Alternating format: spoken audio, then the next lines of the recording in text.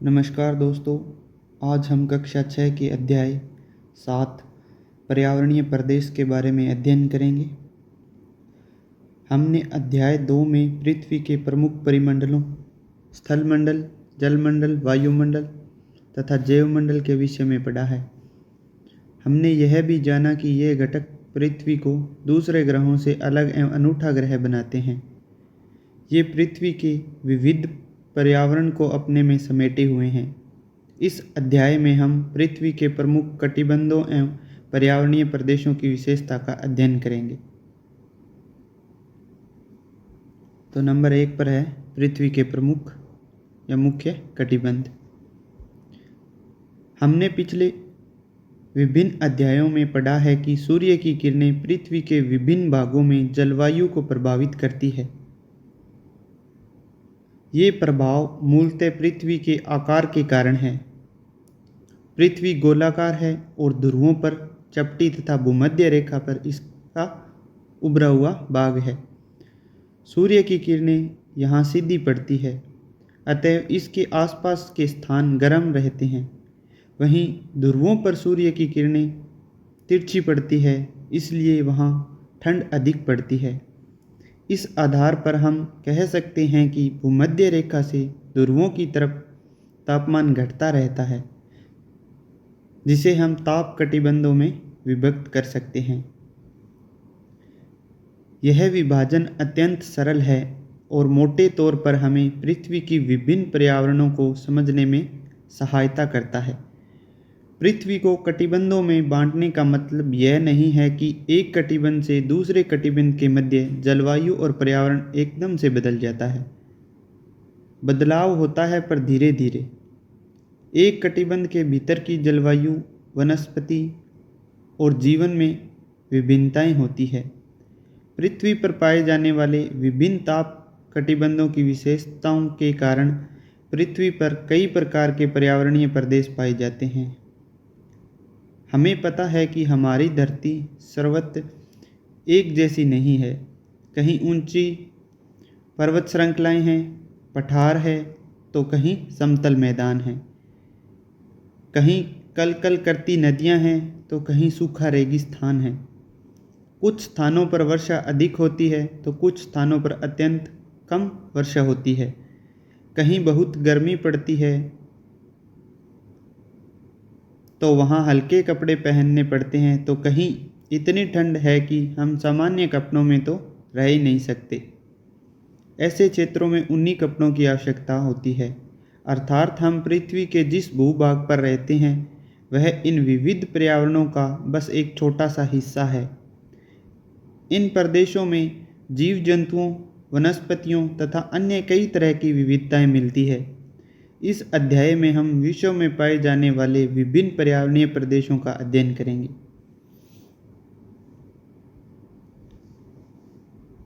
आगे देखते हैं पर्यावरण का अर्थ। हम हमारे चारों ओर एक बहुरंगी संसार देखते हैं।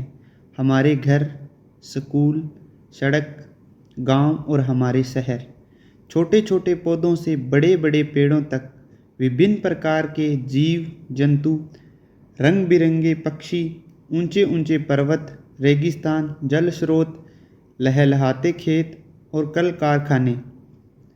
अतः हमें प्राकृतिक एवं मानवीय पर्यावरण ने चारों ओर से घेर रखा है। हम सब इस पर्यावरण के साथ समन्वय बनाकर जीते हैं। ये विभिन्न तत्व जिन्होंने मिलकर हमें घेर रखा है पर्यावरण कहलाता है। सामान्य रूप से कहें तो चारों ओर का जो आवरण है जिससे हम घिरे हुए हैं उसी पर्यावरण कहते हैं। आगे विश्व के प्रमुख कटिबंध के बारे में बताया गया है। ये भूमध्य रेखा 0 डिग्री, इसके 23.5 डिग्री उत्तरी और 23.5 डिग्री दक्षिणी, इसे क्या बोलते हैं? उष्ण कटिबंध। 0 से 23.5 दोनों तरफ, उत्तर और दक्षिण में। फिर 23.5 से 66 डिग्री उत्तरी और 23.5 से 66 डिग्री दक्षिणी, यानी 23.5 डिग्री मकर रेखा होगी। मकर रेखा से अंटार्कटिक रेखा और मकर रेखा से आर्कटिक रेखा, इन दोनों के मध्य के भूभाग को शीतोष्ण कटिबंध कहते हैं। और 86.5 डिग्री उत्तरी से लेकर 90 डिग्री उत्तरी और 66.5 डिग्री दक्षिणी से लेकर 90 डिग्री दक्षिणी को शीत कटिबंध कहते हैं। कर्क और मकर रेखा के बीच का जो भाग है उसे उष्ण कटिबंध कहते हैं। कर्क रेखा से ऊपर 66.5 डिग्री तक शीतोष्ण, ऐसे ही मकर रेखा से 66.5 डिग्री तक शीतोष्ण। ये मकर रेखा से अंटार्कटिका रेखा आ गई। ऊपर देखें तो कर्क रेखा से आर्कटिक रेखा तक ये शीतोष्ण कटिबंध है। और 66.5 डिग्री से 90 डिग्री तक के बीच का है उसे शीत कटिबंध कहते हैं।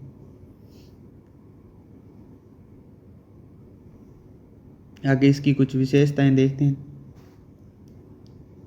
तापमान के आधार पर पृथ्वी के कटिबंध 2 नंबर में दिया हुआ है अक्षांशीय स्थिति और विस्तार, और 3 नंबर पे इसकी प्रमुख विशेषताएं। तो पहले देखेंगे अपने उष्ण कटिबंध, फिर शीतोष्ण कटिबंध और फिर शीत कटिबंध। इन तीनों की विशेषताएं, अक्षांशीय स्थिति देखेंगे, प्रमुख विशेषताएं देखेंगे। तो चलिए पहले देखते हैं उष्ण कटिबंध के बारे में। उष्ण कटिबंध बोल दें या निम्न अक्षांश बोल दें, जो 0 डिग्री भूमध्य रेखा से 23.5 डिग्री उत्तर और दक्षिण दोनों तरफ है। 0 से 23.5 डिग्री उत्तर और दक्षिण अक्षांश भूमध्य रेखा से कर्क रेखा तथा उत्तरी गोलार्ध में, और भूमध्य रेखा से मकर रेखा तक दक्षिणी गोलार्ध में इसका विस्तार है। प्रमुख विशेषताएं देखते हैं इसकी। उष्ण कटिबंध की क्या क्या विशेषताएं हैं। तो यहाँ जलवायु वर्ष भर गर्म और आर्द्र रहती है। उष्ण कटिबंध की ये प्रमुख विशेषता है कि यहाँ की जलवायु वर्ष भर गर्म और आर्द्र रहती है। सूर्य की किरणें वर्ष भर कम से कम एक बार लंबवत पड़ती है। वर्ष में एक बार लगभग लंबवत पड़ती है। मौसम में ज़्यादा परिवर्तन नहीं होता है। गर्मी और सर्दी एक जैसी होती है। और इसके प्रमुख कुछ देश है जैसे भारत, श्रीलंका और ब्राज़ील। इसका कुछ हिस्सा आता है इसके अंदर। नंबर 2 पे देखेंगे अपने शीतोष्ण कटिबंध या मध्य अक्षांशों में इसका विस्तार है 23.5 से लेके 66.5 डिग्री। तो 23.5 से 66.5 उत्तरी और दक्षिणी अक्षांश, कर्क रेखा से आर्कटिक रेखा तक और मकर रेखा से अंटार्कटिक रेखा तक। इसकी प्रमुख विशेषताओं में जलवायु सुहावनी रहती है, मौसम एक जैसा सा रहता है इसमें। सूर्य कभी सर पर नहीं रहता, यानी लंबवत नहीं पड़ता। यहाँ ऋतुएं होती है बसंत, गर्मी, पतझड़ और सर्दी। उत्तरी गोलार्ध में यहाँ ब्रिटेन और दक्षिण गोलार्ध में न्यूजीलैंड प्रमुख देश हैं। आगे बात करते हैं शीत कटिबंध की। शीत कटिबंध या उच्च अक्षांशों में, यानी ऊपर और अक्षांश इसके उच्च है 66.5 से लेकर 90 उत्तरी और 66.5 से लेकर 90 दक्षिणी।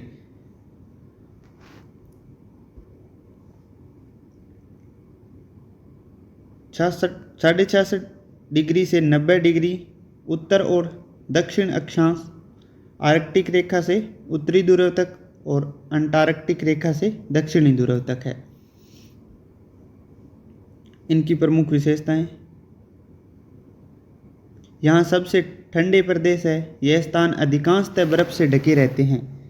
यहाँ 6 महीने दिन और 6 महीने रात रहती है, इसलिए यहाँ बहुत कम लोग बसते हैं।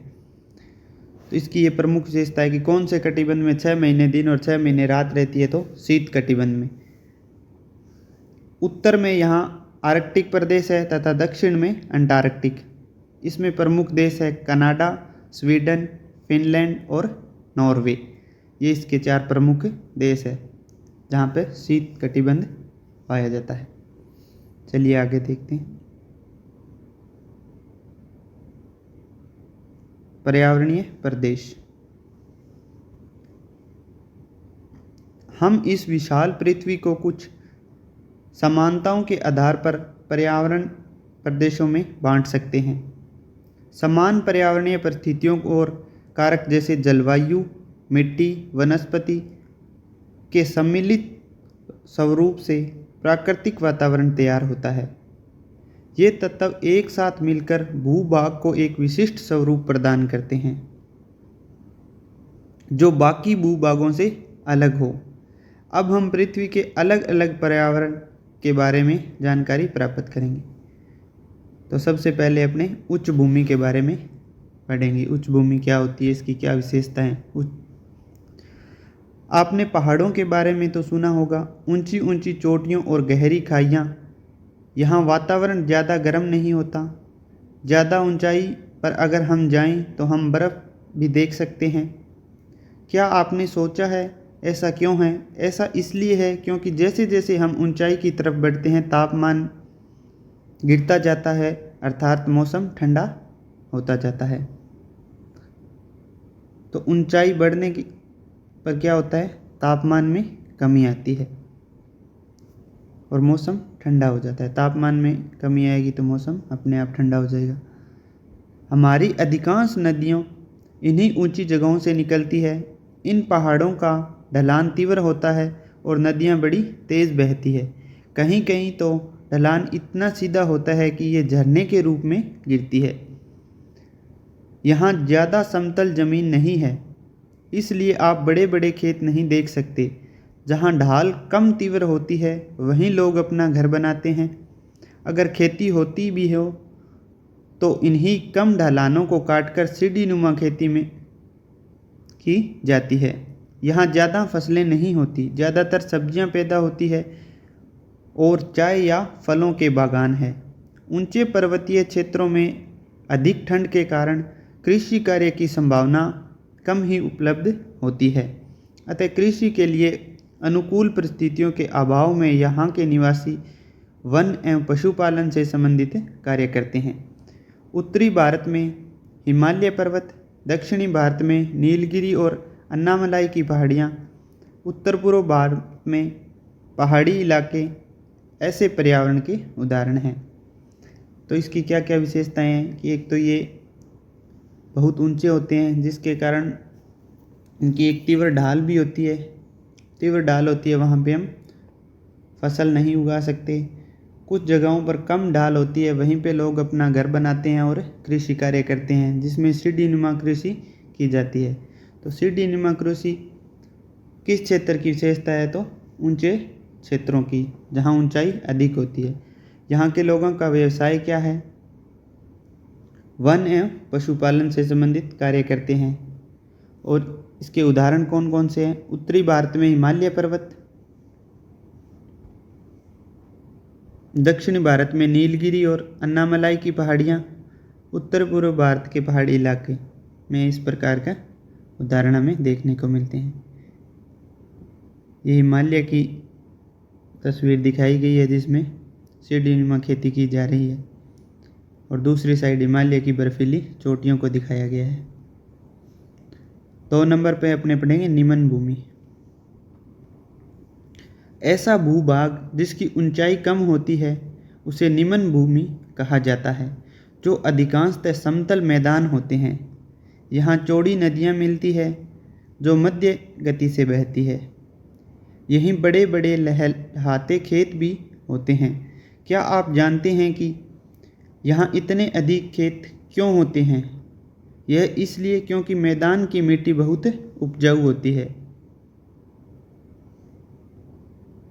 अब आप सोचेंगे मैदान की भूमि इतनी उपजाऊ क्यों होती है? यह इसलिए है क्योंकि जब नदियाँ पहाड़ों से निकलकर बहकर नीचे आती है तो अपनी तीव्रता के कारण अपने साथ मिट्टी बहाकर लाती है और मैदानों में जमा कर देती है। पहाड़ों से उतरी हुई नदियों ही धीरे धीरे मिट्टी का जमाव कर समतल मैदानों का निर्माण करती है। उपजाऊ मिट्टी के कारण यहाँ का जनजीवन कृषि पर आश्रित होता है। यहाँ जनसंख्या सघन होती है। इसका उदाहरण हमारे देश में गंगा यमुना का मैदान है।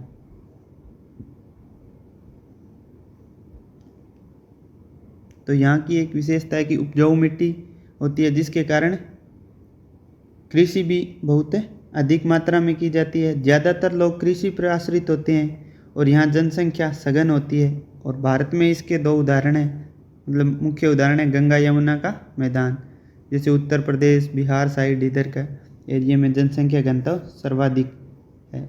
वो इसी कारण है क्योंकि यहाँ समतल मैदान पाए जाते हैं और कृषि के लिए उपजाऊ मिट्टी है। 3 नंबर पे अपने देखेंगे आर्द्र तथा शुष्क प्रदेश।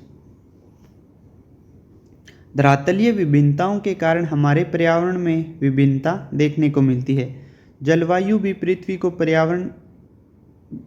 के पर्यावरण को विविध बनाती है। जैसे कि ऐसे स्थान जहाँ खूब वर्षा होती है और घने जंगल होते हैं, वहाँ तरह तरह के पेड़ पौधे, जीव जंतु आदि पाए जाते हैं। जैसे अमेजन के वर्षावन में बहुत अधिक विविधता पाई जाती है। यहाँ जलवायु में उमस होती है, कुछ स्थान दलदली भी होते हैं। उसी प्रकार ऐसे स्थान भी हैं जहाँ वर्षा कम होती है और मौसम भी अत्यंत शुष्क होता है। यहाँ सदावाहिनी नदियाँ नहीं बहती है और वनस्पति साल भर हरी भरी भी नहीं रहती है। सामान्यतः इन्हें मरुस्थलीय क्षेत्र भी कहा जाता है। इन क्षेत्रों को क्या कहते हैं? मरुस्थलीय क्षेत्र कहते हैं। तो दो अलग अलग पड़े अपने, एक तो आर्द्र क्षेत्र और दूसरा शुष्क क्षेत्र। आर्द्र क्षेत्र में क्या होता है? जैसे अमेजन के वर्षावन है, वो आर्द्र क्षेत्र के उदाहरण है। जलवायु में उमस होती है और कुछ स्थान यहाँ दलदली भी होते हैं। और दूसरी तरफ हमने पढ़ा शुष्क क्षेत्र, जहाँ वर्षा बहुत ही कम होती है, मौसम भी अत्यंत शुष्क होता है और सदावाहिनी नदियाँ नहीं बहती है, मतलब साल में लगातार बहने वाली नदियों का यहाँ पर अभाव है। और वनस्पति भी यहाँ पर साल भर हरी भरी नहीं रहती है और इन्हें मरुस्थलीय क्षेत्र कहा जाता है। तो दो डायग्राम आप देख सकते हैं, एक तो आर्द्र क्षेत्र का और दूसरे नंबर पर शुष्क क्षेत्र का। अब 4 नंबर पे अपनी बात करेंगे वन प्रदेश। वन प्रदेश क्या होते हैं? किसी विशेष भौगोलिक परिस्थिति में पाए जाने वाले पेड़ पौधे, झाड़ियाँ एवं घासों को सम्मिलित रूप से वहाँ की वनस्पति कहा जाता है, जबकि पेड़ पौधों एवं झाड़ियों से ढके हुए विस्तृत भूभाग को वन क्षेत्र कहा जाता है।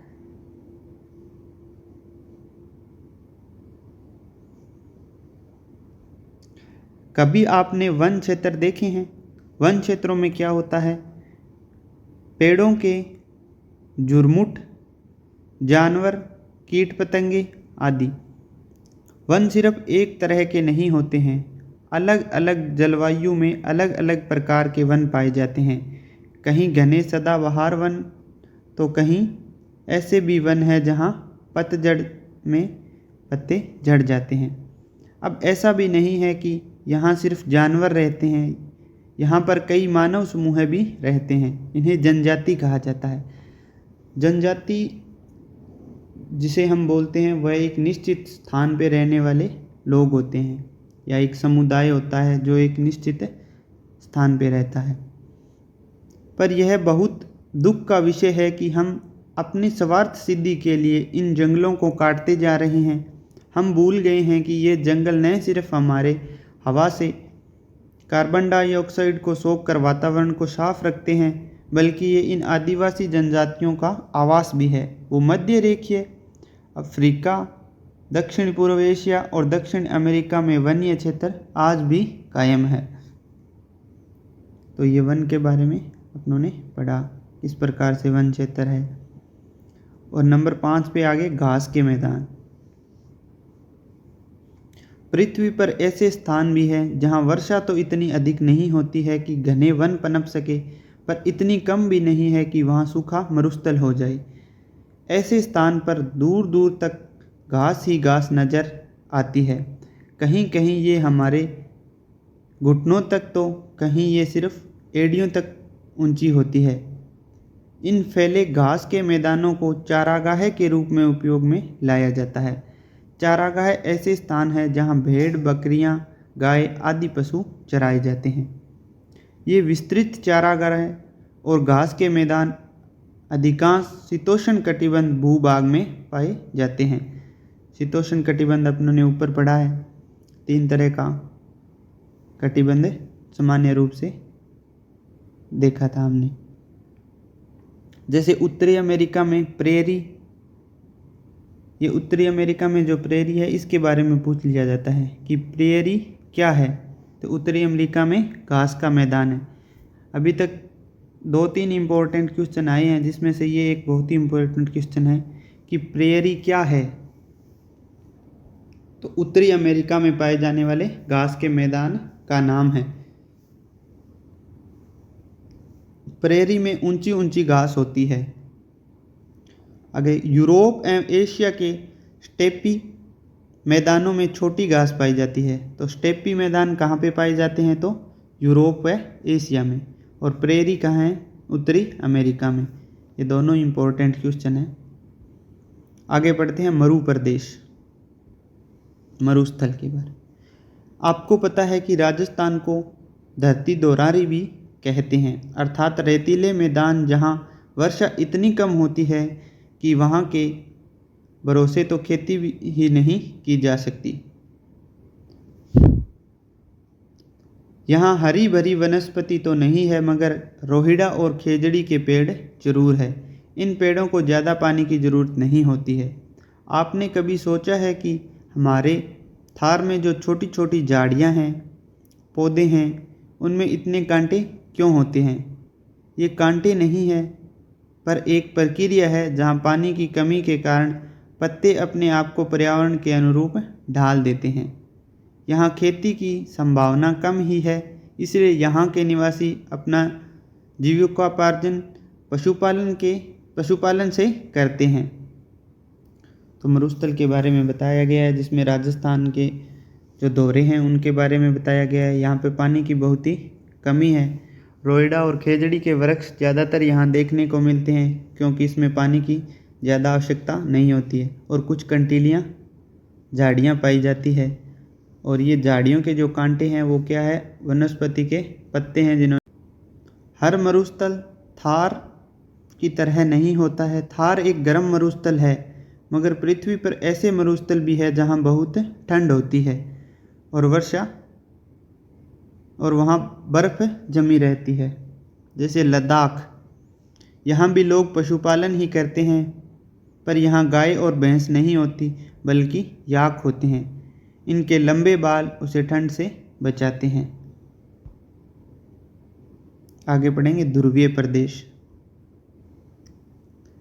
ग्लोब के दोनों छोरों को ध्रुव कहते हैं, जो 90 डिग्री अक्षांश पर स्थित है। उत्तरी ध्रुव पर आर्कटिक सागर है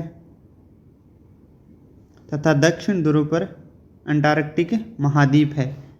यह दोनों अचल सूर्य ताप की कमी के कारण सदैव बर्फ से ढके रहते हैं। इस कारण यहाँ पर वनस्पति का अभाव रहता है। इन कठिन परिस्थितियों में भी यहाँ लोग रहते हैं, जिन्हें एस्किमो के नाम से जाना जाता है। जो यहाँ पे जो लोग रहते हैं उन्हें किस नाम से जाना जाता है, तो एस्किमो।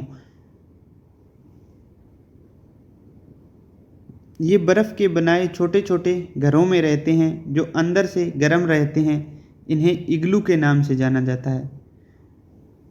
तो यहाँ पे जो लोग रहते हैं वो कौन है, एस्किमो। और इनके द्वारा बनाए गए बर्फ़ के घर को क्या कहते हैं, इग्लू कहते हैं। यहाँ लोग मछली पकड़ते हैं।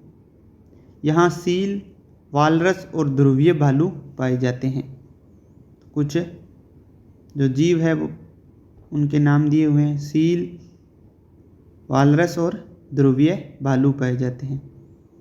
ये बर्फ़ का घर है जिसे इग्लू बोलते हैं। ये बर्फ़ से ढके हुए वृक्ष जो दिखाई दे रहे हैं। आपने देखा कि प्रत्येक स्थान के अपने विशिष्ट लक्षण हैं जो पर्यावरणीय प्रदेश बनाते हैं। हर स्थान पर भिन्न भिन्न वन्यजीव और वनस्पति है। आज विश्व में हो रहे पर्यावरण और वनों का ह्रास हमारी प्राकृतिक धरोहर को नष्ट कर रहे हैं, जिसके कारण दुनिया के कई प्रदेश पर्यावरणीय तनाव से लगातार ग्रसित हैं। वहाँ के निवासी अपनी आजीविका के साधनों से वंचित हो रहे हैं। हमें सदैव प्रयत्न करना चाहिए कि हम पर्यावरण की रक्षा करें ताकि आने वाली पीढ़ी भी इसका लाभ उठा सके। तो ये था हमारा आज का टॉपिक पर्यावरणीय प्रदेश कक्षा 6 का अध्याय 7। इसमें वैसे कोई ज़्यादा इम्पोर्टेंट क्वेश्चन तो नहीं है, एक दो इम्पोर्टेंट क्वेश्चन है, एक जैसे इग्लू, एक दो तीन जो कटिबंध देखे थे अपने ने वो, और एक दो क्वेश्चन और थे इसमें, और ज़्यादा ये इम्पोर्टेंट चैप्टर नहीं है, लेकिन फिर भी थोड़ा थोड़ा बेसिक के लिए ये अच्छा चैप्टर है। अब कटिबंध क्या होता है? दो अक्षांशों के बीच पारिस्थितिकी का क्षेत्र है उसे कटिबंध बोलते हैं। स्टेपी जो घास के मैदान है वो कहाँ है? यूरोप और एशिया में। दोहरे किसे कहते हैं? रेत के टीलों को दोहरे कहते हैं। एस्किमो क्या है? उत्तरी ध्रुवीय प्रदेशों में रहने वाले लोग हैं, उन्हें एस्किमो कहते हैं। इग्लू, एस्किमो लोगों का बर्फ़ का घर इग्लू कहलाता है। आगे कुछ बहुविकल्पी प्रश्न दिए हैं, वो भी आप देख लें। प्रेरी घास के मैदान कहाँ पाए जाते हैं? तो इसका उत्तर है उत्तरी अमेरिका में। पृथ्वी के उत्तरी ध्रुव पर स्थित है।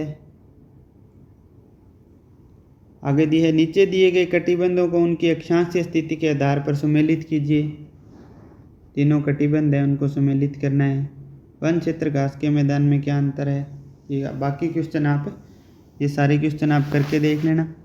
और अगर आपको हमारी वीडियो पसंद आए तो इसे आगे दोस्तों तक शेयर ज़रूर करना। धन्यवाद।